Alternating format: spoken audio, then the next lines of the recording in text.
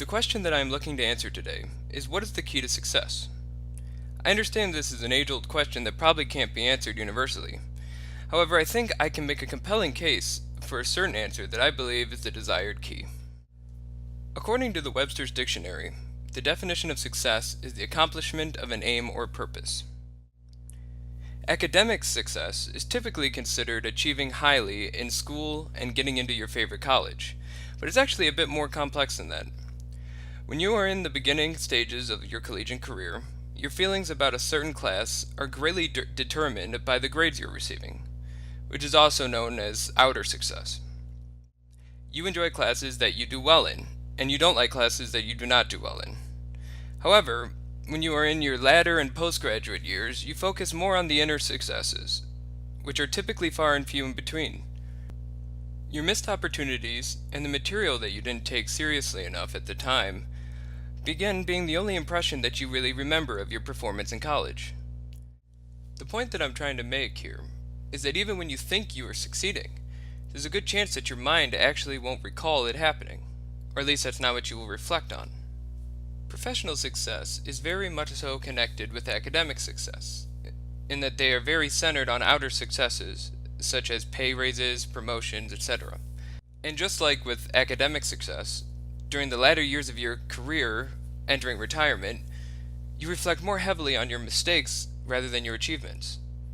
Interestingly, your transgressions in your academic years can still haunt you during your professional career. If you haven't noticed yet, I'm sounding quite depressing, but that was the point.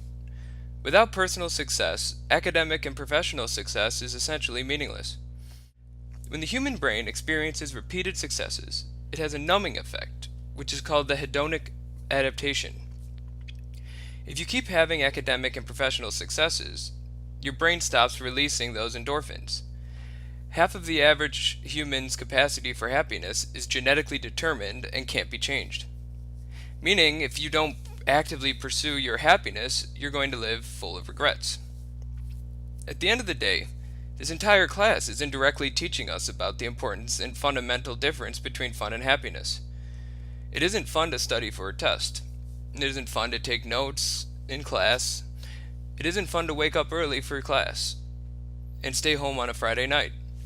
It isn't fun to raise kids. It isn't fun to sacrifice your time and effort for someone else. It isn't fun to lose weight, and it isn't fun to practice your instruments or sport. But all of these things result in making you happy. About 50% of our happiness is determined by a genetically fixed set point, and about 10% of our happiness is affected by our circumstances, but usually for only a short period of time. That leaves 40% of our happiness left, which is derived from our choices. Use it. And that's all that truly matters. A study concluded that when compared to unhappy people, happy people on average are more productive, likable, active, friendly, helpful, resilient, and creative. Happy people tend to be healthier, have better relationships, earn higher salaries, and even live longer. For me, it's a logical conclusion that happy people are successful people. So focus on your happiness instead of your success, and you'll be a very successful and happy person.